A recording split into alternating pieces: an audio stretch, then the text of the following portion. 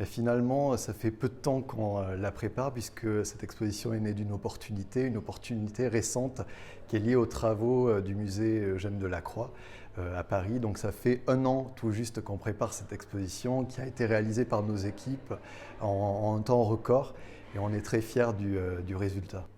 Elle a plusieurs objectifs, cette exposition. D'une part, c'était vraiment faire dialoguer nos collections, faire comprendre aussi les enjeux de nos musées, qui sont des musées un peu particuliers. Ce sont des maisons d'artistes avec des collections qui sont assez spécifiques, contrairement à des grands musées municipaux ou les grands musées nationaux. Donc vraiment montrer la spécificité des collections au plus proche finalement du travail de création de ces deux artistes. Et puis l'exposition avait aussi pour objectif de faire se confronter Courbet et Delacroix, deux grands artistes majeurs du XIXe siècle qui ont entretenu une relation à distance, une relation de rivalité, en tout cas qui ont porté un regard appuyé l'un sur l'autre, ce qu'on ne sait peu et qui n'avait jamais été exploré dans une exposition ou même dans aucun ouvrage.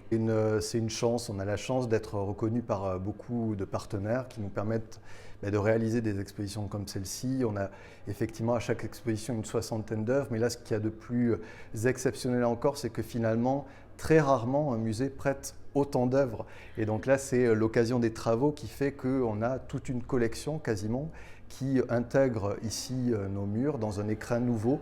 Donc même pour ceux qui connaissent le musée national Eugène Delacroix, c'est une redécouverte totale de leur collection parce que dans un autre environnement, avec une autre présentation, en dialoguant avec d'autres œuvres et d'autres confrontations. Donc c'est une richesse aussi pour cette exposition. Alors moi, quand on a eu la confirmation de la fermeture du musée Delacroix pour travaux, moi j'avais surtout pas envie que ces œuvres restent en réserve parce qu'une des vocations des musées c'est de les présenter au public, de les valoriser.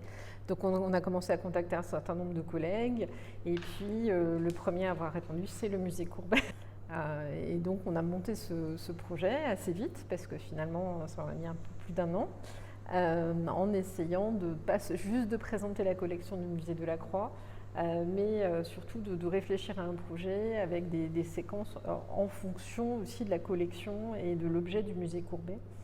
Donc vous avez toute une partie autour de ce que j'appelle Delacroix privé, qui est le Delacroix de l'atelier, celui des cercles amicaux qui correspond aussi un peu à la collection du musée Courbet. Il y a l'atelier de Courbet qui fait partie de la visite un peu du musée Courbet qui n'est pas très loin.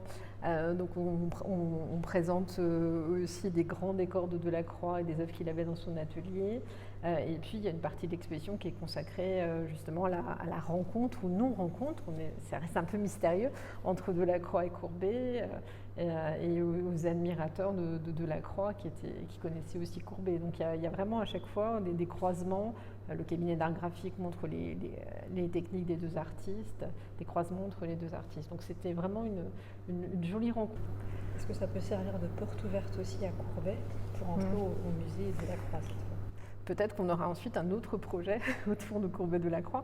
Après, le Courbet Delacroix avec les grands formats, finalement, c'est un peu une deuxième étape. Ce sera peut-être fait un jour.